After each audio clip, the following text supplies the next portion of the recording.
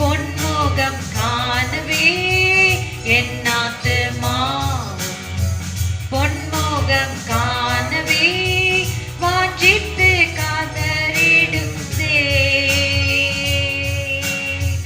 வானிலும் இந்த பூமியிலும் நீர் என் வாஞ்சிகள் தீர்ப்பவரா நினைத்தே.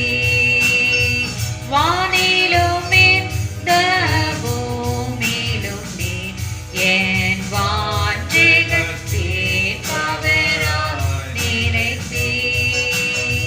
பாவத்திலே மாயிலே ஆழ்ந்து நான் மாகையிலே பாவத்தில் வீழ்ந்து மாயிலே ஆழ்ந்து நான் மாகையிலே பரிந்து தேவ அன்பினை காட்டியே பரிந்து தேவ அன்பினை காட்டியே பற்றமாய் பிரித்தெடுத்தே.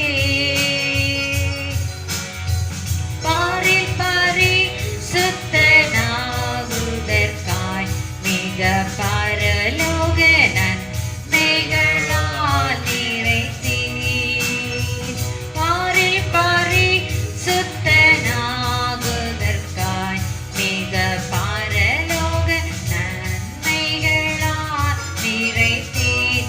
இன்ப இயேசுவின் நினைவில்லா நாமத்தில் புகழ்ந்து தினவானில் பாடிட தருணமிதே. இயேசுவை போல் நல்ல நேசரில்லை இனி என்றென்றும் அவர் துதில் பாடிடுவே. இயேசுவை போல் நல்ல நேசரில்லை இனி என்றென்றும் அவர் துதில் பாடிடுவே.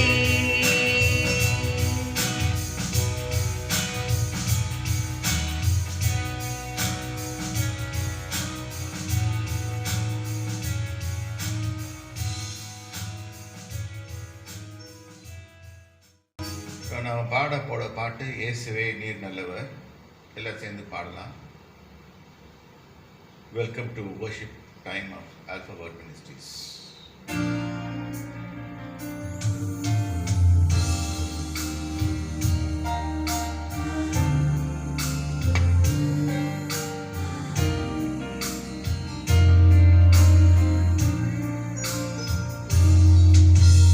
இயேசுவே நீர் நல்லவர்.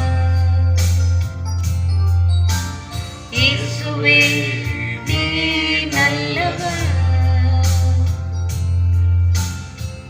உடைக்கப்பட்ட நேரங்களில் துணையாக நின்றீர். எனக்கு நல்லவராய் எனக்கு நல்லவராய் ரொம்ப நல்லவராய் இருப்பவரே. இப்படியா நன்றி உமக்கு சொல்லுவேன். செய்த நன்மைகள் ஏராளமே.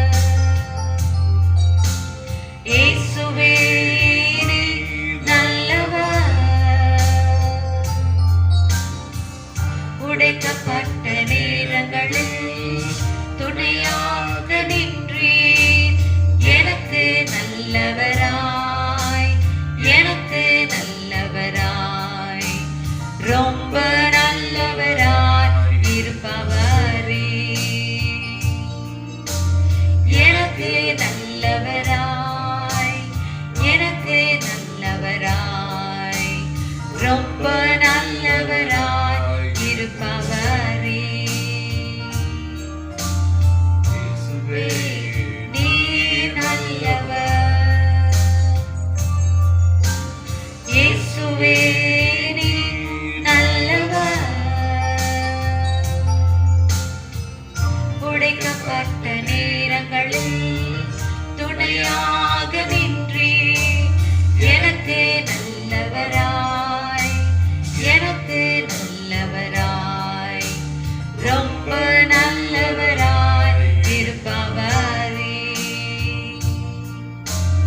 எனக்கு நல்லவராய், எனக்கு நல்லவராய், ரொம்ப நல்லவராய் இருப்பவரே.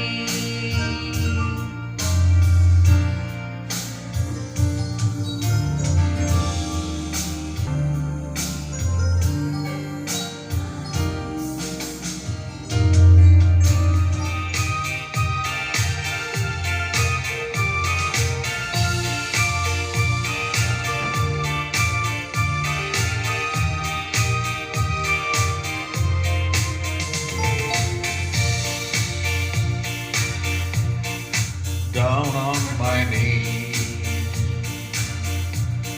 I found my Jesus. Down on my knees, I found my Lord. It wasn't on the mountain, Not in the valley, but it was on my knees. I found my Lord. Once I was blind, I could not see the glory of Jesus, so rich and free. I heard about Him, the man of Galilee. I cried out, Lord, oh help me please. down on my knees, I found my Jesus. Down on my knees, I found my my Lord. Lord. It wasn't on the mountain, Not in the valley, but it was on my knees. I found My Lord. once I was blind, I could not see The glory of Jesus, so rich and free. I've heard about Him, the man of Galilee. I cried out, Lord, oh help me please. down on my knees. I found my Jesus. Down on my knees, I found my Lord. It wasn't on the mountain, Not in the valley, but it was on my knees. I found my Lord.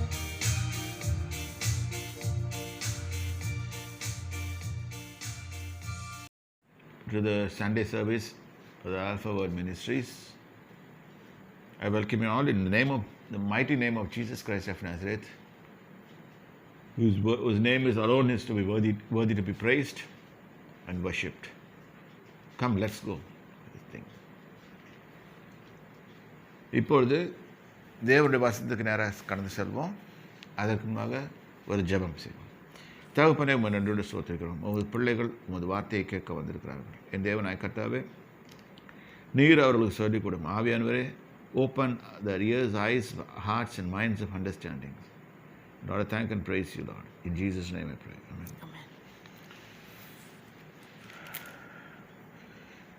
Let's turn our Bibles to Isaiah 62, verse 8.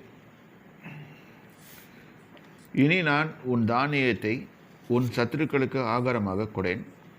உன் பிரயாசத்தினாலாகிய உன் திராட்சை ரசத்தை அந்நியபுத்திரர் குடிப்பதுமில்லை என்று கர்த்தர் தமது வலதுகரத்தின் மேலும் தமது வல்லமையுள்ள புயத்தின் மேலும் ஆணையிட்டார். Let's read it in English. Isaiah 62:8. The Lord has sworn by his right hand and by the arm of his strength. Surely I will no more give your corn to be meat for your enemies, and the sons of the stranger shall not drink your wine, for the which you have labored. இந்த வசனம் எல்லாருக்கும் ரொம்ப சந்தோஷமாக இருக்கும் படிக்கிறதுக்கு. ஆனால் இது எப்படி ஆக்ட் பண்ண வைக்கிறதுன்னு நம்ம இது லோகோஸ். இப்போ வர்றது உங்களுக்கு லோகோஸ் எல்லாருக்கும். இதை ரேமாவை எப்படி மாற்றுறது? இப்போ நம்ம சுச்சுவேஷன் அனலைஸ் பண்ணணும். இது எதனால ஆண்டவர் சொல்கிறாரு? எதுக்காக இந்த வசனம் வந்துச்சு? இதை கொஞ்சம் தீர ஆராயணும். இதுக்கு முந்தின அதிகாரம் என்ன சொல்லுது? ஏசாயா 61 பார்த்தீங்கன்னா இயேசு கிறிஸ்துவோட வருகையை பற்றி போட்டிருக்கோம். அதனால ஆகிய ரிசல்ட்ஸை பற்றி போட்டிருக்கோம். இந்த வசனம் இயேசு கிறிஸ்துவ ஏற்றுக்கொண்டவர்களுக்கு உரிய கேரண்டி, காட்ஸ் கேரண்டி. ஆனால் கர்த்தருடைய வழிகளில் நடக்கணும், அது நல்லா தெரியணும். இப்போ ஏசாயா 61 8வது வசனத்தை வாசிப்போம். கர்த்தராகிய நான் நியாயத்தை விரும்பி கொள்ளை பொருளினால் இடப்பட்ட தகன பலியை வெறுக்கிறேன். நான் அவர்களின் கிரியைகளை உண்மையாக்கி அவர்களோட நித்திய உடன்படிக்கை பண்ணுவேன். இதுதான் சொல்கிறாரு. இப்போ இங்கே அவர் ஒரு நியாயத்தை சொல்கிறார். நியாயம், நீதி, இதெல்லாம் கர்த்தர் பேசுகிறாரு. அப்போ அவர் சொல்கிறாரு, நான் நியாயத்தை விரும்புகிறேன். அப்போ தேவனுக்கு எது பிடித்தமானது அதை என்பதை யோசித்து அதை பிடித்து கொள்வது நம்மளுக்கு நல்லது. ஏன்னா ஈஸ் அவர் விஸ்டம்னு படிச்சிருக்கோம். அவர் தான் நம்ம ஞானம், அவர் தான் நீதி, அவர் தான் பரிசுத்தம், அவர் தான் நம்ம அதை மீட் பண்ணி தெரிஞ்சுன்னா அவருக்கு என்ன பிடிச்சமாக இருக்கோ அதை செய்யப்படும், அதை கற்றுக்கணும். இப்போ அவர் என்ன சொல்கிறார்? ஒரே ஒரு வார்த்தை, கொள்ளை பொருளினால் இடப்பட்ட தகன பலி. இப்போ சில பேர் என்ன பண்ணுவாங்க, ஆக்சுவலாக இது நடக்கிறது நம்ம நாட்டிலேயே நடக்கிறது. மற்ற நாட்டில் சில நாடுகளில் நான் பார்த்ததில்ல, சில ஈஸ்டர்ன் கண்ட்ரீஸில் பார்த்துருக்கேன். லஞ்சம் வாங்குவாங்க. ஒரு முறை நான் இந்தோனேஷியாவுக்கு போயிருந்தபோது அங்கே இறங்கி ஏர்போர்ட்டில் இறங்கி இமிக்ரேஷன் கிளியரன்ஸுன்னு போகிறேன். அப்போ அந்த இமிக்ரேஷன் ஆஃபீஸர் கேட்குறாங்க, வாட் இஸ் ஃபார் மீ? நீ வரனாலே எனக்கு என்ன லாபம்? எல்லாம் டூரிஸ்ட் வந்தால் சந்தோஷமாக இருப்பாங்க. அவர் ஓப்பனாக கேட்டார், எனக்கு ஒரு பாட்டில் வைன் வாங்கி கொடு. இப்படிலாம் கேட்குற ஜனங்கள் இருக்கிறாங்க. நான் எனக்கு கொடுக்கப்பட்ட இன்விடேஷன் லெட்டரெல்லாம் காமித்தேன். அதை பற்றி அவங்களுக்கு கவலையே படல. இதெல்லாம் இருக்கட்டும், ஆனால் என்ன கொடுக்குறேன், இதை எடுத்து கொண்டு போய் கொடுப்பான். அங்கே நிறைய கிறிஸ்தவர்களும் இருக்கிறாங்க. ஆனால் அவங்க எப்படி அதை கொண்டு போய் காணிக்கை ஆண்டவர்கிட்ட கொடுப்பாங்க? இங்கே தான் ப்ராப்ளம் வருது. இப்போ தவறான வழியில் சம்பாதிக்கிறது, அந்த சம்பாதிக்கிறதை கொண்டு போய் ஆண்டவர்கிட்ட கொடுக்குறது. நினச்சிக்கிறது ஆண்டவரை திருப்திப்படுத்திட்டோம், காணிக்கையினால் திருப்திப்படுத்திட்டோம்னு நினைக்கிறது. அப்படியெல்லாம் கத்துறோம், ஏமாற மாட்டார். Is very particular. அதான் இங்கே சொல்கிறாரு, கொள்ளை பொருளினால் இடப்பட்ட தகன பலியை நான் வெறுக்கிறேன். நான் அவர்கள் கிரியைகளை உண்மையாக்கி, அவர்கள் செய்கைகளெல்லாம் உண்மையாக்க வேண்டாரு. இன்றைக்கி நம்ம கிரியை செய்யணும், நம்ம செய்கைகள், நம்ம வேலை செய்கிற காரியங்களை உண்மையாக்கணும். உண்மையாக்கி அவர்களோட நித்திய உடன்படிக்கை பண்ணுவேன். இந்த நித்திய உடன்படிக்கைன்றது இயேசு கிறிஸ்துவை கொடுத்தது. ஏன்னா அவரை ஏற்றுக்கொள்ளும் போது வருகிறது காரியங்கள். அதான் இங்கே போட்டிருக்கு. அது மாதிரி நம்ம இருக்கும்போது நான் உன் தானியத்தை உன் சத்துருக்களுக்கு ஆகாரமாக கூட மாட்டேன். நல்லா புரிஞ்சுக்கோங்க. எதிரி சாப்பிட்டு போவான் நம்ம பிளேட்டில், நீ சேர்த்து வச்சிருப்ப, அதை அவன் சாப்பிட்டு போவான். உன் பிரயாசனத்தினாலாகிய உன் திராட்சை ரசத்தை அந்நிய புத்திரர் குடிப்பதும் இல்லை என்று கர்த்தர் தமது வலது கரத்தின் மேலும் தமது, இங்கே பாருங்க, இங்கே கிளீனாக சொல்கிறாரு, யாருமே உன்னை இது எடுக்க முடியாது. ஆனால் இதில் முக்கியமான காரணம், நம்ம எல்லாரும் இயேசுவை டிபெண்ட் பண்ணிகிட்ருக்கணும். எல்லா காரியத்திலும் இயேசுவை சார்ந்து வாழ வேண்டும். பிரயாசனாகிய உன் திராட்சை ரசத்தை அந்நிய புத்திரர் குடிப்பதும் இல்லைன்னு கர்த்தர் தமது வலது கருத்து மேலே சொல்கிறார். வலது கரம்னா தேவனுடைய வலது கருத்தில் உட்கார்ந்துக்கு, வலது பாரசத்தில் உட்கார்ந்துக்கிறது யார்? ஜீசஸ். அது நல்லா புரிஞ்சுக்கோங்க. அது வலது கரத்தின் மேலும் தமது வல்லமையுள்ள புயத்தின் மேலும் ஆணையிட்டார். உமது வலது கரம் பராக்கிரமம் செய்யும், உமது வலது கரம் இது செய்யும், அது செய்யும். நிறையா இருக்கணும். நிறைய பேர் இது அழிக்கும்லாம் போட்டிருக்கு, நிறைய காரியங்களை செய்யும்னு போட்டிருக்கு, இதில் போட்டிருக்கு. இதை விரிவாக பின்னால் படிப்போம். இப்போ அவர் ஆணையிட்டார், அதனால் அவர் செய்வார் அதை. இப்போ நம்ம என்ன செய்யணும்? ஒரே வழி தான், ஆண்டவருடைய வழிகளில் நடக்கணும். இப்போ ஒரு வேதத்தில் ஒரு பகுதியை பார்ப்போம். இது இல்லாமல் சில பேர் இருந்திருக்காங்க. நியாயாதிபதிகள்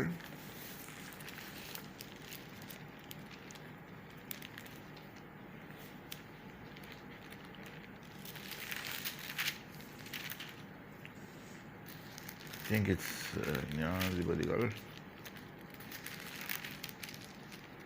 6வது.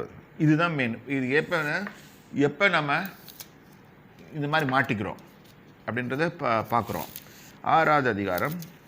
பின்னும் இஸ்ரவேல் புத்திரர் கர்த்தர் பார்வைக்கு பொல்லாப்பானதை செய்தார்கள். அப்பொழுது கர்த்தர் அவர்களை 7 வருஷம் மீதியானின் கையில் ஒப்பு கொடுத்தார். மீதியாரின் கை இஸ்ரவேல் மேல் பலத்து கொண்டபடியால் இஸ்ரவேல் புத்திரர் மீதியானின் நிமித்தம் தங்கள் மலையில் உள்ள கெபிகளையும் குழகைகளையும் அரணான ஸ்தலங்களையும் அடக்கலமாக்கி கொண்டார்கள். இஸ்ரவேலர் விதைத்திருக்கும் போது மீதியானரும் அமலேக்கரும் கிழக்கத்திய புத்திரரும் அவர்களுக்கு விரோதமாக எழும்பி அவர்களுக்கு எதிரே பாளையம் இறங்கி காசாபின் நெல்லை மட்டும் நிலத்தின் விளைந்திருக்கிறதை கெடுத்து இஸ்ரவேலிலே ஆகாரத்தையும் ஆடு மாடுகளையும் கழுதைகளையும் வைக்காதே போவார்கள். அவர்கள் தங்கள் மிருக ஜீவன்களோடு தங்கள் கூடாரங்களோடும் வெட்டுக்கிளிகள் போல, அப்படின்னா எப்படி வரும்? ஸ்வாம்ஸாக வருவாங்கன்னு நினைக்கிறேன், வந்திருப்பாங்கன்னு நினைக்கிறேன். வெட்டுக்கிளிகளைப் போல திரளாய் வருவார்கள். அவர்களது ஒட்டகங்கள் எண்ணி முடியாததாக இருக்கும். இந்த பிரகாரமாக தேசத்தை கெடுத்து அதிலே வருவார்கள். இப்படி மீதியானவர்கள் இஸ்ரவேல் மிகவும் சிறுமைப்பட்டார்கள். அப்பொழுது இஸ்ரவேல் புத்திரர்கள் கர்த்தரை நோக்கி முறையிட்டார்கள். இந்த காரியம் எப்படி நடக்குதுன்னு கேட்டிங்கன்னா, நாம் கர்த்தரை விட்டு அவர் வழிகளை விட்டு விலகி செல்லும் போது ஆட்டோமேட்டிக்காக திஸ் வில் டேக் பிளேஸ். இப்போ இந்த போட்டிருக்கேன், இது வரைக்கும் இந்த பாருங்கள், இந்த வசனத்தை நல்லா பாருங்கள். இனி நான் உனக்கு இது வரைக்கும் கொடுத்துருக்காரு. ஒருவேளை நம்ம வாழ்க்கையில் இது நடந்துக்கலாம். கஷ்டப்பட்டு சம்பாதிச்சுட்டு வருவோம், ஆனால் வேற எவனோ தூக்கின்னு போவான். இது எல்லாருக்கும் உண்டு. இன்றைக்கி இந்தியாவில் இருக்க நிறைய பேருக்கு உண்டு லோன். நீ கஷ்டப்பட்டு செய்வ, 30 வருஷம் நீ கஷ்டப்பட்டு அவனுக்கு கட்டிட்டு இருப்ப. ஒரு எம்டி இதை கொடுத்து, ஒரு அப்பார்ட்மெண்ட்டை கொடுத்து இதுதான் உண்டுன்னுவான். அதுக்கு 30 வருஷம் பண்ணும் தவறாமல். அதில் 3 மாதம் ஃபெயில் ஆகிடுச்சின்னு சொன்னால் உடனே ஓடியாந்துருவானுங்க. நான் ஏன் இதை சொல்கிறேன்னா, எந்த இன்ஸ்டியூஷன் நான் அகேன்ஸ்ட் இல்லை. நாம் யாராலையும் ஆளப்படக்கூடாது. தேவனாகிய கர்த்தர் தான் நம்ம ஆளுகிறவர். இதுதான் வேதம் சொல்லுகிறது. தேவனாகிய கர்த்தர் நம்மளை ஆளணும்னு சொன்னால் அவர் சொல்கிறபடி கேட்கணும். இப்போ நம்ம சொல்கிறபடி கேட்காம நம்ம இஷ்டத்துக்கு போனோம்னா வேற ஒருத்தன் வந்துடுவான். தேவனாகிய கர்த்தருக்கு பதிலாக கடங்காரன் வந்துடுவான். அவன் நம்மளை ஆண்டி பார்ப்பான், மிரட்டுவான். கொடுக்குறியா இல்லாட்டி உன்னுடைய டிவி தூக்கிட்டு போட்டுமா, இல்லாட்டி உன்னுடைய இதை தூக்கிட்டு போட்டுமா. இது ஒரு ஆசீர்வாதம் நினைக்காதீங்க, பேங்கை தொந்தரவு பண்ணுறான்னு நினைக்காதீங்க. இது வேர்ஸ், இது கர்ஸ், இட்ஸ் அ கர்ஸ். இது மாதிரி இருக்கிறவங்க இனி இயேசுவை நாடி ஓடுங்க, அதான் போட்டிருக்கு. இனிமே நீ அது மாதிரி இயேசுவை நாடி அவர்கிட்ட ஓடும்போது, அவரே பெற்றிப்பாக பிடிச்சிக்கிட்டு அவர் வழிகளில் நடக்கும்போது, இனி உன் தானியத்தை உன் சத்துருக்களுக்கு ஆகாரமாக கூட. எதிரி வந்து உன்னை சாப்பிட மாட்டான். இன்னைக்கு நம்ம எதிரி மாறிக்கிட்டே இருக்கோம். ஒரு நாளைக்கு எதிரி பக்கத்து வீட்டுக்காரனாக இருப்பான், ஒரு நாளைக்கு எதிரி வேற ஒருத்தனாக இருப்பான், ஒரு நாள் எதிரி காய்கறிக்காரனாக கூட இருப்பான். அவங்கள்ட்ட ஆர்கியூ பண்ணிகிட்ருப்போம். தேவையில்லை. நம்முடைய வாழ்க்கை நிம்மதியாக சந்தோஷமாக போகணும். கர்த்தரை நம்பி இருக்கணும், சமாதானமாக சந்தோஷமாக. நம்ம முடிவு வரும்போது சமாதானமாக இருக்கணும். இதுதான் கர்த்தர் நம்மகிட்ட எதிர்பார்க்குது. இனி உன் தானியத்தை சத்துருக்களுக்கு. இது வரைக்கும் போயிடுச்சு, எவ்வளோ போச்சுன்னு தெரியாது. எத்தனை பேருக்கு எவ்வளோ போச்சுன்னு இப்போ தெரியாது. நீங்கள் எடுத்து கொஞ்சம் கால்குலேட் பண்ணி பாருங்கள். நான் வந்து இந்த பண கஷ்டங்கள், லோன்ஸ் இதை பற்றி கொஞ்சம் ஆராய்ச்சி பண்ணேன். அதில் வந்து நிறைய பாடங்களை கற்றுக்கிட்டேன். நான் இப்படி பண்ணால் இது வரை வரும்னு கண்டுபிடிச்சிட்டேன். அதனால் என்ன செய்யறதுன்னு ஒரு பகுதி செய்கிறேன். அதுலேயே ஆண்டவர் சொல்லி கொடுத்த ஐடியா படி பார்த்தா நிறையா செய்ய முடிஞ்சுச்சு. அதனால் இங்கே இது போட்டிருக்குது. அதாவுக்கு அவன் வந்து நம்மளுக்கு சாப்பிட முடியாது. இன்னொருத்தன் வந்து நம்மளுக்கு சாப்பிட்டான்னா அதுக்கு ப்ராப்ளம்னு அர்த்தம். உன் திராட்சை ரசத்தை அந்நிய புத்திரர் குடிப்பதில்லை. நல்லா புரிஞ்சுக்கோங்க. இன்றைக்கி நம்ம கஷ்டப்பட்டு சம்பாரித்து விஞ்ஞாடை போட்டு அதில் வச்சுருந்தா அடுத்து வந்து சாப்பிடக்கூடாது. நம்முடையதை நம்ம தான் சாப்பிடணும். இன்னொரு இடத்துல போட்டிருக்கோம், உபாகமத்தில் போட்டிருக்கோம், நீ ஒரு பொம்பளையை கல்யாணம் பண்ணிட்டு வருவ, வேற ஒருத்தன் அவங்களோட இருப்பான்னு சொல்லிட்டு வந்துருக்கு. கர்ஸ் ரொம்ப அதிகமாக போகும்போது இந்த மாதிரி தண்டனைகள்லாம் வரும். ஆகவே ஜாக்கிரதையாக இருங்க. ஏன்னா இன்றைக்கி வந்து இதில் போட்டிருக்கு. இப்போ 9வது வசனத்தை பார்ப்போம், இது அட்டாச் பண்ணி பார்ப்போம். அதை சேர்ந்தவர்களே அதை புசித்து கர்த்தரை துதிப்பார்கள். நம்ம எந்த ஒரு காரியமும் சந்தோஷமாக இருக்கணும்னா கர்த்தரை துதிக்கணும். கர்த்தரை துதிக்கலாமல் நம்ம பிரச்சனை மாட்டினோம்னா இந்த மாதிரி தான் வரும். இங்கே பாருங்கள், கர்த்தரை சேர்ந்து அவர்களோடு நம்மோடு சேர்ந்தவர்கள் சாப்பிடலாம். நம்முடைய சமாச்சாரத்தை, நம்முடைய சொத்து சுதந்திரத்தை நம்முடையவர்கள் போசிக்கணும். அது இன்னொருத்தன் வந்து என்ஜாய் பண்ணான்னா இல்லையா, துதிப்பார்கள். அதை புசித்து கர்த்தரை துதிப்பார்கள். அதை கூட்டி வைத்தவர்களே என் பரிசுத்த ஸ்தலத்தின் பிராகாரங்களில் அதை குடிப்பார்கள். திராட்சை ரசத்தை குடிப்பாங்க. அப்போ கர்த்தருடைய பிள்ளைகள் நல்லா இருக்கணும் தான் கர்த்தர் சொல்கிறாரு. இப்போ அவங்கள சம்மந்தப்பட்டு, இப்போ ஒரு குடும்பத்தில் ஒரு பிள்ளைங்க இருக்குது, உங்களுடைய சொத்து சேர்க்குறீங்க, உங்கள் பிள்ளைங்க அதை சாப்பிட்ணும், வேறு ஆள் வந்து சாப்பிடக்கூடாது. நல்லா புரிஞ்சுக்கோங்க. இது பிள்ளைங்களுக்காக வச்ச, பிள்ளைகளாக கர்த்தரால் வரும் சுதந்திரம்னு கர்த்தர் சொல்லியிருக்கிறார் எல்லா பிள்ளைகளுக்கும். ஒவ்வொரு தகப்பனும் ஒவ்வொரு தாயும் தன் பிள்ளைகளுக்காக இதை சேர்க்க வேண்டிய கட்டாயத்தில் இருக்கிறாங்க. அது நேச்சுரல் ஆட்டோமேட்டிக்காக வரும். ஆனால் இந்த காலத்தில் என்ன பண்ணுறாங்க, கர்த்தர் நம்மளை விட்டு தூரமாக போகும்போது நீ எப்படியோ வாழ்ந்துக்கோவோ, பிள்ளைகளை கர்த்தரை பற்றி சொல்லிக் கொடுக்க மாட்டாங்க, அதுங்க எப்படியோ வாழ்ந்துடும். இன்றைக்கி மேற்கத்திய நாடுகளில் இந்த கல்ச்சரை பார்க்கலாம். இப்போ சீரியஸாக சொல்கிறேன், எல்லாரும் தங்களுடைய பிள்ளைகளுக்கு தேவனாகிய கர்த்தரை பற்றி சொல்லிக் கொடுங்க. அது கர்த்தருக்கு பிரியமான காரியம். இது கர்த்தருக்கு பிரியமான காரியம். கர்த்தர் அதில் மகிழ்வார். அந்த பிள்ளைங்களுக்கு நல்லா இருக்கும்போது அது நீங்கள் செய்கிற காரியத்தை எல்லாம் அதை அனுபவிக்கும். அது அனுபவிக்கிறதுக்கு தான் நீங்கள் செய்கிறீங்க. இங்கே என்ன ஆகுதுன்னு கேட்டிங்கன்னா, இன்னொருத்தன் வந்து அதை சாப்பிட்டு போகிறான். இந்த பிள்ளைங்களுக்கு அப்போ என்ன ஆகுது, இல்லை ஷார்ட்டேஜ்.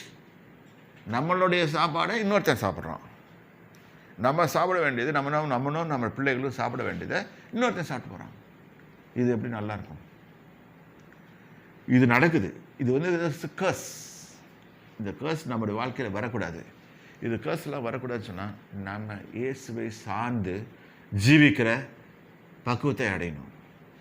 இப்போ இயேசுவை சார்ந்துருக்குன்னா நம்ம ஒரு சாதாரணமாக சொல்லிட முடியாது. இப்போ அந்த இடத்துல பகுதியை கொண்டாடுறேன். 1 கொரிந்தியர் 1ஆம் அதிகாரம் கடைசி 2 வசனங்கள்.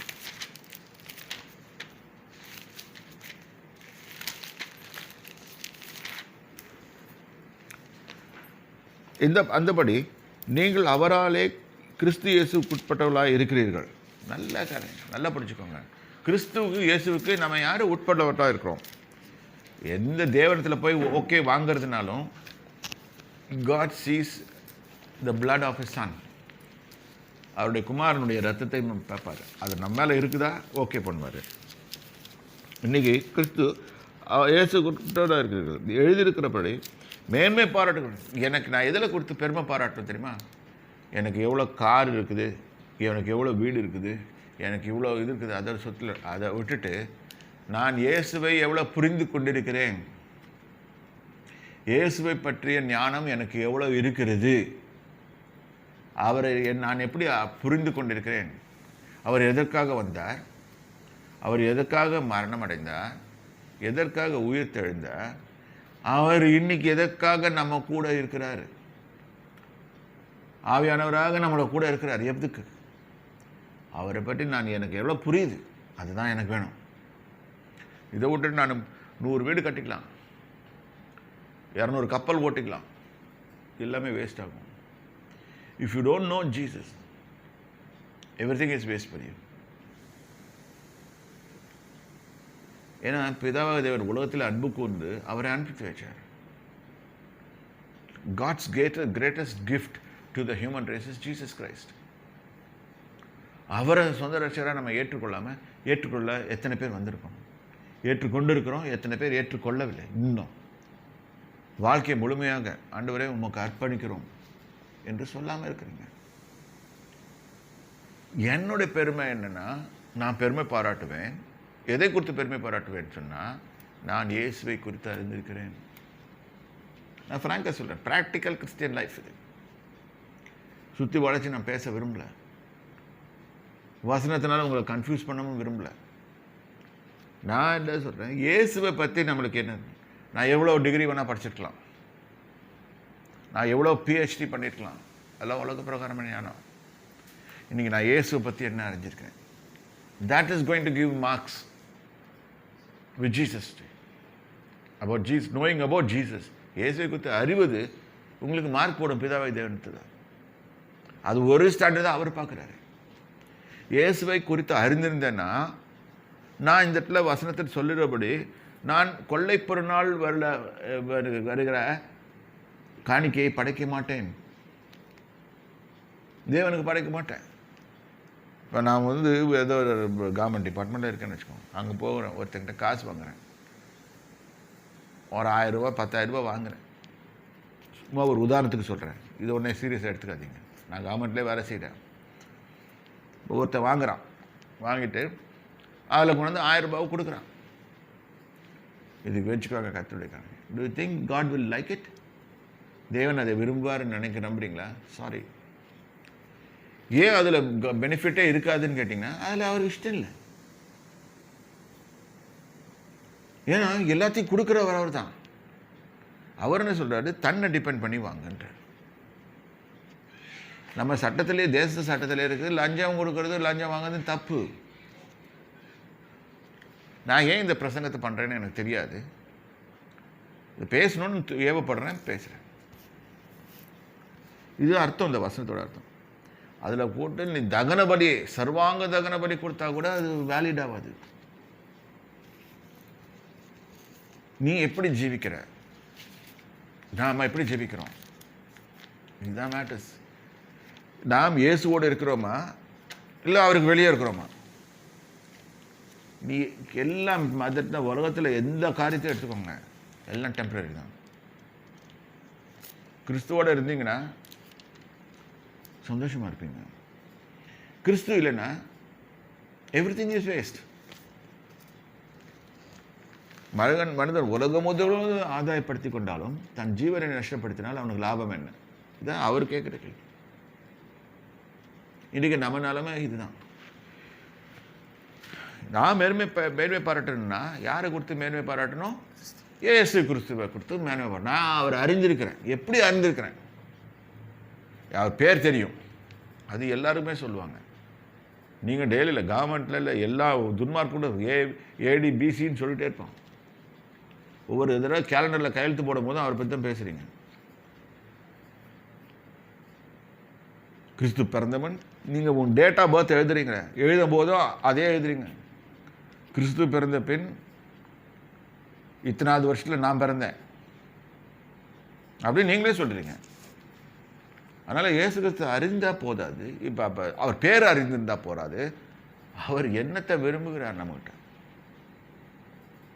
அவர் நம்மகிட்ட என்ன எதிர்பார்க்கிறார், அதான் அடுத்த வசனம் சொல்லுது. அவரே தேவனால் நமக்கு ஞானமும். அப்போ இந்த வசனத்தை படிக்கும்போது நம்மளுக்கு என்ன வரும், நம்மளுக்கு ஞானம் யார்? அப்போ என்னுடைய ஞானம், இப்போ ஒரு காரியத்தை நடப்பிக்கிறதுக்கு சிறந்த ஞானம் வேணும். அப்போ நான் உண்மை கர்த்தர்கிட்ட வந்த பிறகு நான் பார்க்குறேன், கர்த்தரை ஸ்டடி பண்ணி போகும்போது என்னுடைய 4 தாட்ஸ் வந்து எத்தனை ஜெனரேஷன்ஸுக்கு போகுது, இல்லாட்டி பின்னால் என்ன வருதுன்னு தெரியாது. My investments my everything will be different. You don't require a financial expert for it. Yes, உலகத்தில் பிரகமான தேவை ஃபினான்ஷியல் எக்ஸ்பர்ட். அவன் வந்து ஃபினான்ஷியல் எக்ஸ்பர்ட்ஸ் வந்து நான் படிச்சிருக்கேன் நிறைய ஃபினான்ஷியல் எக்ஸ்பர்ட்ஸோட. தேவர் அறிந்த ஃபினான்ஷியல் எக்ஸ்பர்ட்ஸ் பார்த்தீங்கன்னா பயங்கரமாக இருப்பாங்க. You have to throw your garbage of loans. That's killing you. பயப்பத்தை ஏற்படுத்தும் உங்களுக்கு. இதுதான் சொல்கிறேன். ஏன்னா நான் ஒரு காலத்தில் கடனில் இருந்தேன். யோசனை பண்ணி பாருங்கள். ஞானம், எனக்கு ஞானம் வேணும். நான் எப்படி இந்த உலகத்தில் ஜீவிக்கிறது, ஞானம் வேணும். ரெண்டாவது, அவர் தான் என்னுடைய நீதி, வேறு யாரும் கிடையாது. நம்முடைய செய்கையோ நம்ம மற்ற காரியங்களோ நம்மளை நீதிமானாக்காது. இன்றைக்கி இயேசு கிறிஸ்து நம்மளோட எவ்வளோ இருக்கிறார், நீ எவ்வளோ இடம் கொடுத்துருக்குற, நீ நானும் எவ்வளோ இடம் கொடுத்துருக்குறோம். இதுதான் கவுண்ட்ஸ். நீதியும் பரிசுத்தம், அவர் தான் எனக்கு பரிசுத்தம், வேறு யாரும் இல்லை. Jesus Christ is my holiness. நம்ம வெள்ளை கலர் ட்ரெஸ்ஸு போடுறதுனாலையோ நீங்கள் இதுக்கு போடலையோ இதை எடுத்து போடுறதுனாலையோ நீங்கள் பரிசுத்தமாக போகிறதில்ல. இயேசு நம்மக்கிட்ட எவ்வளோ இருக்கிறாரு. இந்த வெளிப்படுத்தின விசேஷத்தில் போட்டிருக்கோம், எல்லாம் வெள்ளை அங்கி தரித்து இருப்பாருங்களா. வெள்ளைனா அங்கே தேவனுடைய ஒளிப்பட்டால் எல்லா கலரும் போயிடும், வெள்ளை தான். தேவன் ஒளியாக இருக்கிறார், அவர்கள் எவ்வளோ வேடும் இருள் இல்லை. நான் வசனம் சொல்லுது. இன்றைக்கி நம்மளோட பரிசுத்தமே இயேசு கிறிஸ்தான். இயேசு எனக்குள்ளே எனக்கு எவ்வளோ இருக்கிறாரு. அப்போ 4 காரியங்களை பார்ப்போம் இங்கே. ஞானம், நீதி, பரிசுத்தம், மீட்பு. He is my salvation. எந்த ப்ராப்ளம் வந்தாலும் காப்பாற்றுறது யார்? அவர் தான். Jesus is my redeemer. இது ஆங்கிலத்தில் வாசிப்போம் மறுபடியும். That no flesh should glory in his presence, but of him are you in Christ Jesus, who of God is made unto us wisdom and righteousness and sanctification and redemption, that according as it is written, he who glories, let him glory in the Lord. இப்போ நல்லா நான் புரிஞ்சுக்கோங்க, இந்த இடத்துல போட்டிருக்கு, அவர் தான் எனக்கு ஞானம், அவர் தான் எனக்கு நீதி, அவர் தான் எனக்கு பரிசுத்தம், அவர் தான் எனக்கு மீட்பு அப்படின்னு நான் இயேசுவை குறித்து எவ்வளோ அறிந்திருக்கணும். இந்த வசனம், வாக்குத்தத்த வசனமே என்ன கொடுத்துருக்குதுன்னு கேட்டிங்கன்னா, இனி நான் உங்களுக்கு உன் தானியத்தை இது மாதிரி செய்தீங்கன்னா, இனி நான் உன் தானியத்தை உன் சத்துருக்களுக்கு ஆகாரமாக கொடுக்க மாட்டேன்.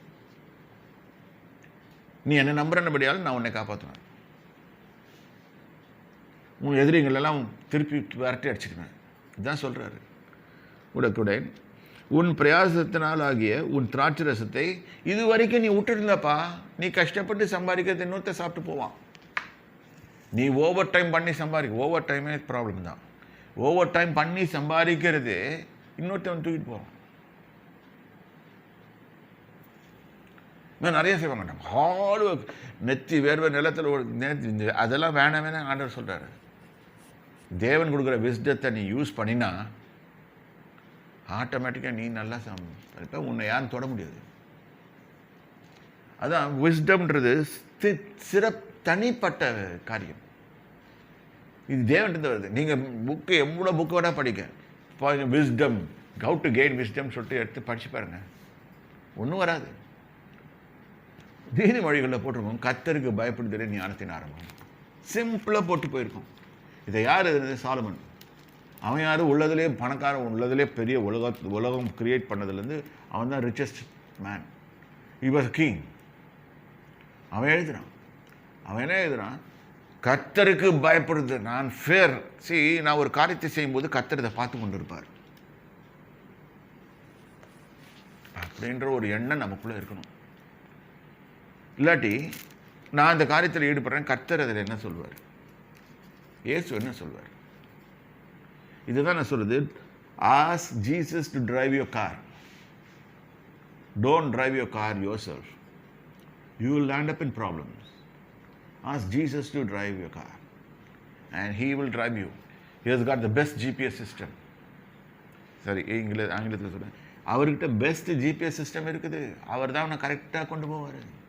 தேவனுக்கு ஏற்றபடி கரெக்டாக பண்ணுவார். உன்னை வெற்றிகரமாக ஜீவிச்சு உன்னை சந்தோஷமாக வச்சுருப்பார்.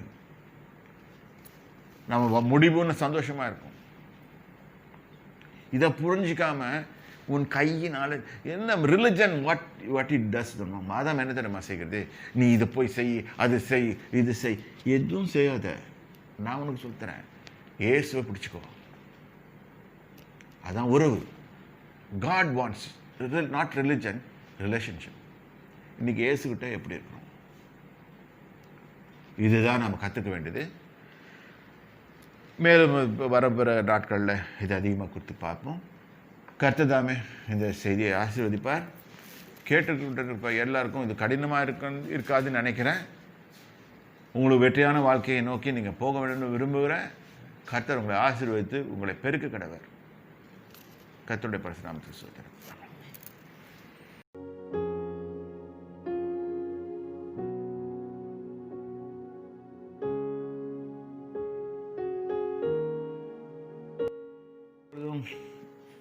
பிரியமானவர்களே, தேவனுக்கு கொடுக்கிற காரியத்தை கொடுத்து பேச போகிறேன். எல்லாம் கூர்ந்து கவனிங்க. Let's turn our Bibles to Genesis chapter 14.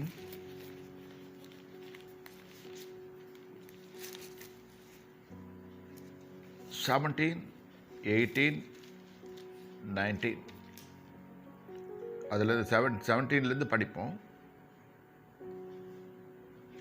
20 வரைக்கும் படிப்போம். அவன்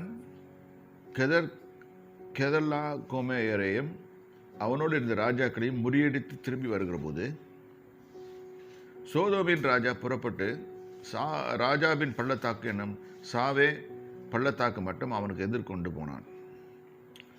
அன்றியும் உன்னதமான தேவனுடைய ஆசாரனாக இருந்த சாலேமின் ராஜாவாகிய மெல்கிசேதேக்கு அப்பமும் திராட்சரசமும் கொண்டு வந்து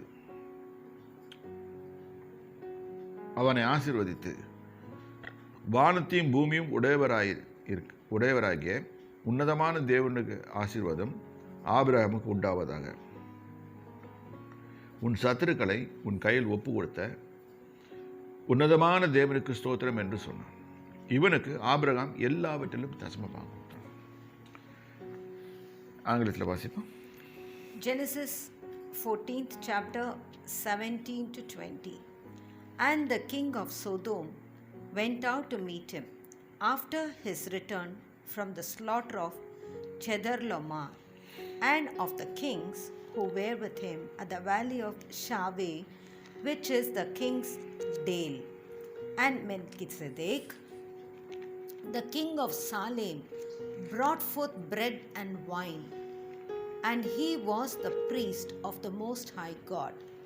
And he blessed him, and blessed, and said, Blessed be Abram of the Most High God, possessor of heaven and the earth. And blessed be the Most High God, who has delivered your enemies into your hand. And he gave him tithes of all. இந்த இடத்துல தான் first தசமபாகம் என்ற வார்த்தை உபயோகப்பட்டிருக்கு. இது நல்லா ஆராய்ச்சி பண்ணி பாருங்கள். ஆபிரகாம் சண்டை போடுகிறார். சண்டை போட்டு 5 ராஜாக்களை முறியடிக்கிறார். முறியடிச்சிட்டு எத்தனை பேரோட முறியடிச்சாருன்னா 318 பேர் ப்ளஸ் ஆபிரகாம். அவங்க போய் தடால்னு விழுந்தாங்க. அதனால தான் வேதத்தில் ஒரு வசனம் போட்டிருக்கோம், எந்த ராஜாவும் தன் சேனையின் மிகுதினாலும் அவன் என்ன வச்சிருக்கான்றதுனால வின் பண்ண மாட்டான். வின் பண்ணுறதுக்கு கர்த்தர் தான் வின் பண்ண வைக்கிறது. நான் எவ்வளோ பெரிய பியூட்டிஃபுல் எக்யூப்மெண்ட் துப்பாக்கி கூட வச்சுருப்போம், அதை சுடும்போது தலைக்கு தான் சுட்டாங்கன்னா finish.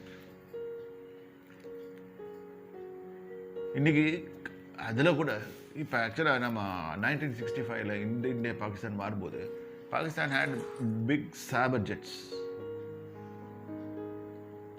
India went and slotted நிறைய இந்தியன் இதில் வெறும் நேட்டுன்னு ஒரு சின்ன பிளேன். அன்றைக்கி ஒரு ஏர் மார்ஷல் பேசிகிட்டு இருக்கார், அதை கவனிச்சேன் நான். அது ஒன்றுமே இருக்காதான், ஒரு கன்னு ஒரு இது இருக்குமா, அது ரெண்டு தான் ஆட்டிக்கணும். இந்த இடத்துல பிளேனை கவனிச்சிக்கணும், இந்த சைடில் கன் எடுத்து சுடணுமா, அவ்வளோதான் அந்த பிளேனு. ஆனால் கீழே விழுந்துச்சுன்னா அது சேஃப்டிலாம் கிடையாது, நோ பேராஷூட்லாம் கிடையாது, காலி.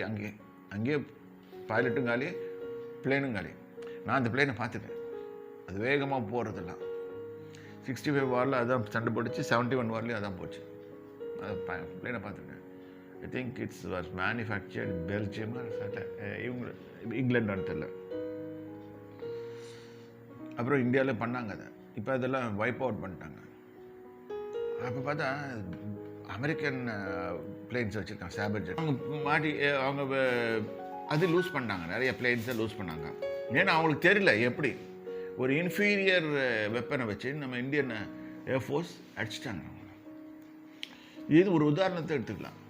It's not the weapon which causes you to win the war, it's the Lord God. எந்த ஒரு மனுஷனும் எந்த ராஜாவும் தன் சேனையின் மிகுதினால் ரட்சிக்கப்படான் அப்படின்னு அதில் போட்டிருக்கோம். இங்கே அதான் நடந்துருக்குது. ஆபிரகாம் போகிறாரு, 5 ராஜாவை க்ளோஸ் பண்ணுறாரு, எல்லாத்தையும் தூக்கிட்டு வர்றாரு. அப்போ கூப்பிட்டு வரும்போது கொஞ்சம் அடிமைகளையும் கூப்பிட்டு வந்திருக்கணும். அந்த காலத்தில் அடிமை திங்க இருந்துச்சு, அவங்கள வேலைக்காரனாக மாற்றி எல்லாத்தையும் மொத்தமாக அவங்க வச்சிருந்த இதெல்லாம். அந்த காலத்தில் வெல்த்னா அதுதான் வெல்த். இப்போ இவர் வெற்றி வீரராக வரும்போது நம்மெல்லாம் இந்த வெற்றி வீரர்லாம் போட்டு வரணும். India world cup cricket win பண்ணும்போது எல்லாரும் ஓடி போய் ஸ்டேடியத்துலேருந்து வாழ்த்தணும். அதே மாதிரி தான் இதுவும். இப்போ எல்லாம் வாழ்த்தணும்னு வருவாங்க. அங்கே பார்த்தா 2 ராஜாக்கள் வராங்க. 2 ராஜாக்கள் வராங்க. ஒருத்தர் வந்து சோதோமின் ராஜா, இங்கே மாட்டினாரு, அந்த ஊரோட ராஜா. அவன் பேச்சையும் ஆபிரகாம் கேட்க வேண்டியது இருக்குது. அடுத்தது மெல்கிசேதேக்கு. இந்த யாரு நான் கேட்டால் தேவனுடைய ஆசாரியன், தேவனாய கர்த்தருடைய ஆசாரியன். அப்போ ஆபிரகாமுக்கு சொல்லி கொடுக்கறதுக்குன்னு சில காரியங்களை தேவன் வச்சிருந்தார். பரலோகத்தின் முறைமையை, தேவனுடைய ராஜ்யத்தின் முறைமையை ஆபிரகாமுக்கு சொல்லிக் கொடுப்பதற்கென்று ஒரு ஆசாரியன் வச்சிருந்தார். அவர் பேர் மெல்கிசேதேக்கு. அவர் வந்து தேவனுடைய குமாரனுக்கு ஒப்பாயின்னு போட்டிருக்கோம். அவரை வச்சு கர்த்தர் ஆசீர்வதிக்கிறார் ஆபிரகாம். எந்த வெற்றிக்கு பின்னாலும் ஒரு ஆசீர்வாதம் வரணும். இப்போ ஆபிரகாமே ரொம்ப பெரிய ஆசீர்வாதத்தை தான் எடுத்துகிட்டு வர்றாரு. அந்த ஆசீர்வாதத்தை ஆபிரகாம் கொடுத்தது கர்த்தர், அந்த வெற்றியை கர்த்தர் கொடுத்தது கர்த்தர். அப்போ கர்த்தர் என்ன சொல்கிறார் இந்த இடத்துல வந்து, அவனை ஆசீர்வதித்து வானத்தையும் பூமியும் உடையவராக. நீங்கள் நல்லா புரிஞ்சுக்கணும், யாரை நீங்கள் வர்ஷிப் பண்ணுறீங்க? வானத்தையும் பூமியும் உடையவர். தேர் இஸ் ஓனர், அதோனாய் அப்படின்னு போட்டிருக்கோம். ஹீப்ரூ பைபிளில் அதோனாய்ன்னு போட்டிருக்கோம். இப்போ வந்து யாருக்கு ஸ்தோத்திரம்? ஆண்டவருக்கு ஸ்தோத்திரம். ஏன்னா அவர் வந்து உங்கள் கையில் ஒப்பு கொடுத்துட்டார். இது ரொம்ப விளக்க முடியாது, புரிஞ்சுக்கோங்க. இன்னைக்கு ஆபிரகாம் வெற்றி காரணம் யாரு? கர்த்தர். அதான் எங்க இப்போ சொல்றாரு, வானத்தையும் பூமி உடையவராகிய உன்னதமான தேவனுடைய ஆசீர்வாதம் ஆபிரகாமுக்கு உண்டாவதாக. உன் சத்துருக்களை உன் கையில் ஒப்பு கொடுத்தார். அதே பெரிய ஆசீர்வாதம். உன்னதமான தேவனுக்கு ஸ்தோத்திரம் என்று சொன்னான். ஆபிரகாம் மெல்கிசேதேக்கு தான் ஆபிரகாமுக்கு எல்லாம் சொல்லிக் கொடுக்குறது. தேவனுடைய ராஜ்யம் இப்படி இருக்கும், கர்த்தர் இப்படி தான் இது பண்ணுறாரு, அவர் பேசுறது என்ன முறைமை எல்லாத்தையும் சொல்லிக் கொடுக்குறாங்க. அந்த ஆபிரகாம் எல்லாத்துலேயும் தசமபாகம் கொடுத்தாரு. ஆபிரகாம் தசமம் கொடுத்தாரு. இன்றைக்கி நம்மளுக்கும் அதுக்கு என்ன விஷயம்? ஏன்னா வேதத்தில் படிக்கிறோம், ஆபிரகாமுடைய ஆசீர்வாதங்கள் இயேசு கிறிஸ்துவினால் நமக்கு வருது. அதனால தான் நம்ம கொடுத்தா நம்ம நல்லா இருக்கும். Let me honestly tell you, I tasted this. I am still giving it. நான் கொடுக்குறேன்.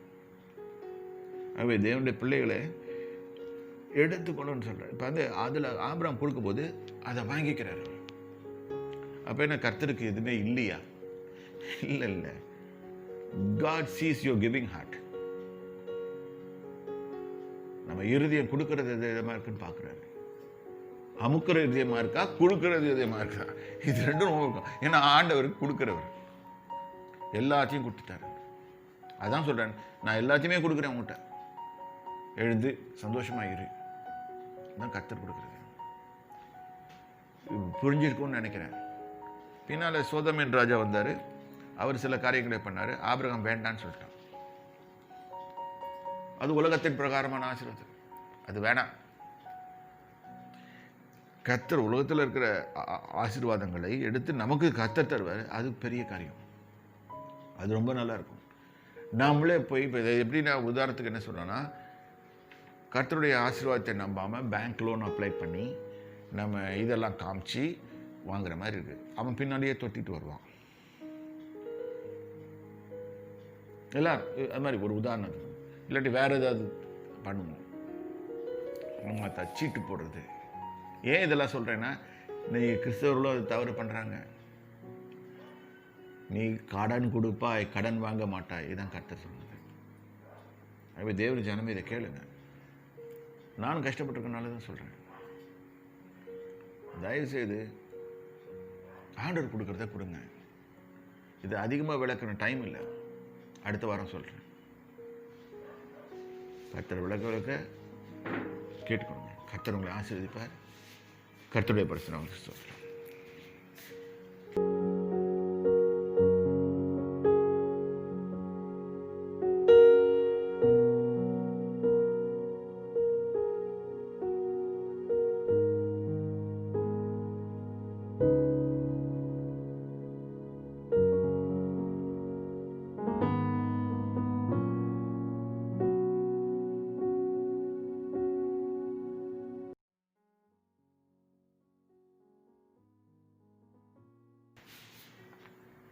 இப்பொழுதும் பெரியமானவர்களே, தேவனுடைய சரீரத்தையும் அவர் ரத்தத்தையும் உட்கொள்வதை குறித்து பார்க்கலாம். இதுலேயும் அதே ஆதியாகமத்தை தான் எடுக்க போகிறேன். 18வது வசனம், 19வது வசனம், இது ரெண்டும் பார்ப்போம். அன்றியும் உன்னதமான தேவனுடைய ஆசாரனாக இருந்த சாலேமின் ராஜாவாகிய மெல்கிசேதேக்கு அப்பமும் திராட்சரசமும் கொண்டது. அவனை ஆசீர்வதித்து வானத்தையும் பூமியும் உடையவராகிய உன்னதமான தேவனுடைய ஆசீர்வாதம் ஆபிரகாம் உண்டாவதாக அப்படின்னு சொல்லி ஆசீர்வதித்தார். இது இங்கிலீஷில், ஆங்கிலத்தில் வாசிப்போம். And Melchizedek, king of Salem, brought forth bread and wine, and he was the priest of the Most High God. And he blessed him and said. இப்போ நம்ம பார்க்க வேண்டியது நம்ம முதல்ல பார்த்தோம், மெல்கிசேதேக் என்ன வேலை பண்ணுறார்? அவர் எதுக்கு வரார்? சும்மா பைபிளில் ஒரு கேரக்டர் வந்துச்சுன்னா அது என்ன கேரக்டர்னு பாருங்க. அவர் யார்? இவரை குறித்து என்ன போடப்பட்டிருக்குது? உன்னதமான தேவனுடைய ஆசாரியன் இருந்த மெல்கிசேதேக். அப்போ தேவன் தன்னுடைய ஆசாரியரை இப்போ ஆசாரியனா அவர் யாரை வச்சிருக்காருன்னா இயேசுவை வச்சிருக்காரு. அந்த காலத்தில் இவர் தான். இந்த ஆளுக்கு சாவு கிடையாது, பிறப்பும் கிடையாது, ஆட்டோமேட்டிக்காக இவங்களாம் இதாக வாழ்ந்தவங்க. So date of birth expiry கிடையாது இவங்களுக்கெல்லாம். தேவன்கிட்ட வரவங்களுக்கெல்லாம் என்ன எதிர்பார்க்க முடியும்? நீங்கள் நம்ம எதிர்பார்க்க முடியாது. என்றைக்கு பிறந்தாங்க? நம்ம we are very good at history. நம்ம எல்லாமே சரித்திரத்தை பார்ப்போம். அவன் வந்தான், பிறந்தான், வளர்ந்தான், அப்புறம் நான் இப்படிலாம் செய்தான், செத்து போயிட்டான். இவருக்கு அதெல்லாம் கிடையாது. ஸோ தேவனிடத்தில் வருகிற மனுஷன், தேவனிடத்தில் வருகிற அது மனிதர உருவம் தான் வந்தார். அதனால் மெல்கிசேதேக்குன்னு பேர் வச்சிருந்தார். ஆகவே இவர் என்னத்தை கொண்டாடுறாருன்னா அப்பமும் திராட்சை ரசமும் கொண்டாடுறாரு.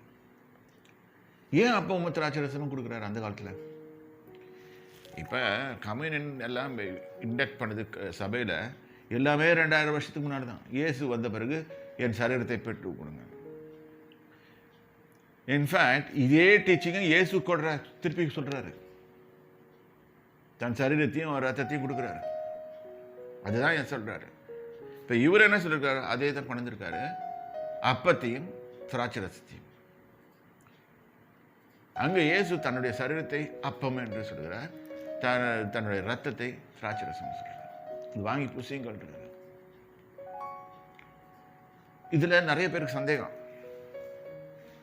இது பாருங்க, எத்தனை காலத்துக்கு முன்னால், கிட்டத்தட்ட ஆபிரகாம் உருவான காலம் கேட்டால் ஒரு 4000 வருஷத்துக்கு முன்னால் இருக்கலாம். அப்போ இயேசு கிறிஸ்து வருவதற்கு 2000 வருஷத்துக்கு முன்னாலேயே அவரை பற்றி சொல்லப்பட்டு வருது. ஏன் அதுக்கு முன்னாலேயே சொல்லப்பட்டுருச்சு. ஆதாம் பீரியட்லேயே சொல்லப்பட்டுருச்சு. 6000 வருஷத்துக்கு முன்னாலேயே சொல்லப்பட்டுருச்சு. ஒரு தேவன் அனுப்பிப்பார். அவர் தான் மேசியா, இயேசு கிறிஸ்து. அவர் ரத்தத்தையும் அவர் சரீரத்தையும் உட்கொள்ளும் போது தான் நம்மளுக்கு விடுதலைன்னு சொல்லியிருக்காங்க. அவரோட ஐக்கியம் கொண்டோம் சொல்லியிருக்காங்க. இதுதான் அங்கே நடக்குது. ஆபிரகாம் வின் பண்ணிட்டு வர டைமில் எல்லா டைம்லேயும் அக்கேஷன்லேயும் இதை போட முடியாது. அதனால் ஒரு குட் அக்கேஷன் ஆபிரகாம் எல்லாரையும் காங்கர் பண்ணிட்டாரு. அந்த டைமில் மெல்கிசேதேக்கு அப்பத்தையும் திராட்சை ரசத்தையும் கொடுத்து கொண்டு வந்து அவனை ஆசீர்வதித்து, வானத்தையும் பூமியுடையவராகிய உன்னதமான தேவனுடைய ஆசீர்வாதம் உனக்கு உண்டாவதாக. இன்னைக்கு நம்ம எல்லாருக்கும் அதுதான் வேணும். நம்ம கேட்கணும், வானத்தையும் பூமியும் உடையவராகிய ஆண்டவரே, உம்முடைய ஆசீர்வாதம் எங்களுக்கு உண்டாகும். அதற்கு முன்னாக நீர் எங்களுக்கு நிறைய எடுத்து வைத்திருக்கிறார் இயேசுவின் சரீரத்தையும் அவர் ரத்தத்தையும் நாங்கள் உட்கொள்ள போகிறோம். எங்களை ஆசீர்வதிங்க. நாங்கள் உட்கொள்ள போகிறோம், ஆசீர்வதிங்க. நீர் எல்லா மக்களுக்கும் கொடுத்துருக்க நேதி இது. ஆகவே தேவநாய கர்த்தாவே எங்களை ஆசீர்வதிங்கன்னு கேட்டுட்டு புசிங்க. ஏன்னா இயேசு சொல்கிறார், இது அவர் சரீரமும் அவர் ரத்தமும் தான் மெய்யான போஜனமும் மெய்யான பானமாக இருக்குன்னு யோவான் 6 இன்னொரு நாள் படிப்போம். 2வது, அவரில் நிலைத்திருக்கிறோன்னு போட்டிருக்கு. ஒன்று ஐக்கியமாயிடுவோம், அப்படியே கம்பைன்ட் வித். 3வது, நம்ம சரீரம் உயிர்த்தெழுதலுக்கு பங்கு உள்ளது. செத்து போய்ட்டு எதிர்க்க முடியாது. அப்போ communion qualifies you for that. 4வது காரியம் பாயிண்ட் என்ன பார்த்தீங்கன்னா, என்றைக்கும் சாக மாட்டோம், இட்டர்னல் லைஃப். இப்போ செத்து போயிட்ட பிறகு, ஏன்னா இந்த சரீரத்தில் மேலே போக முடியாது. அப்போ அதுக்கு ஆவிக்குரிய சரீரம் இருக்குது. அது வந்த பிறகு எங்கே வேணால் போனால் அது சாகவே சாகாது. இது ரொம்ப முக்கியம். இது அதிகமாக விளக்கி சொல்கிறேன். இப்போ நேரம் இல்லாததுனால கடந்து சொல்கிறேன். கர்த்தர் தாமே உங்களை ஆசீர்வதிப்பார். கர்த்தருடைய நாமத்துக்கு ஸ்தோத்திரம். தகப்பனே, நன்றியோட ஸ்தோத்திரிக்கிறோம். அப்பத்தை ரசத்தையும் பெற்று இயேசு கிறிஸ்து சரீரமாக ரத்தமாக மாற்றிக் கொடுங்க. பெரிய காரியங்களை செய்யுங்க இயேசு கிறிஸ்து நாமத்தினால.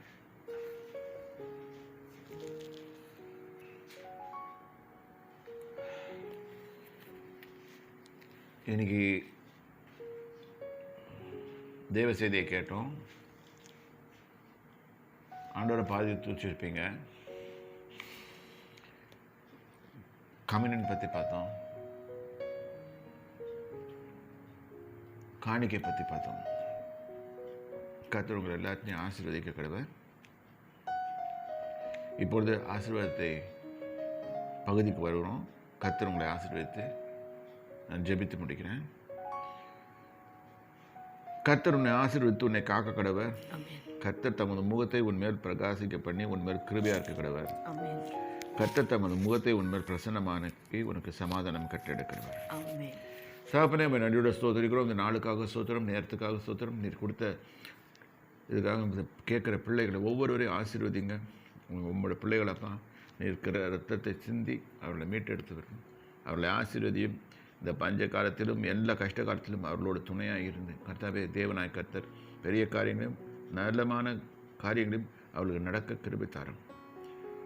இந்த வலது கரம் அவர்களோடு இருப்பதாக ஆசீர்வதியும். இயேசு கிறிஸ்துவின் விலையேறப்பட்ட நாமத்தினால் பிதாவே, ஆமென். என் ஆத்மாவே கர்த்தரை ஸ்தோத்ரி, என் முழுமே பரிசுத்த நாமத்தை ஸ்தோத்ரி. என் ஆத்மாவே கர்த்தரை ஸ்தோத்ரி, அவர் செய்த சகல உபகாரங்களை மறவாதே. ஆமென்.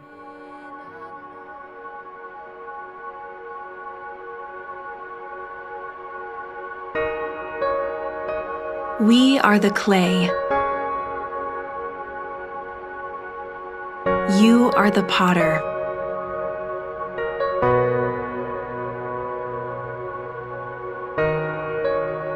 We are all works in your hands.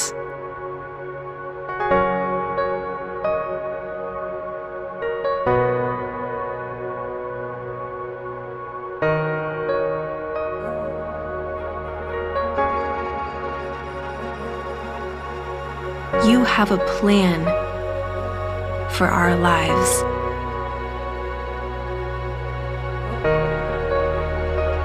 A purpose.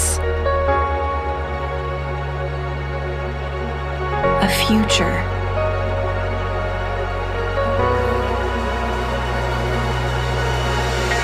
You promise you won't leave us. And when we face the tests and trials, you are there.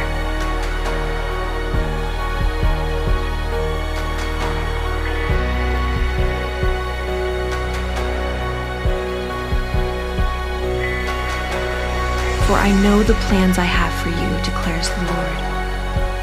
Plans to prosper you and not to harm you. Plans to give you hope and a future.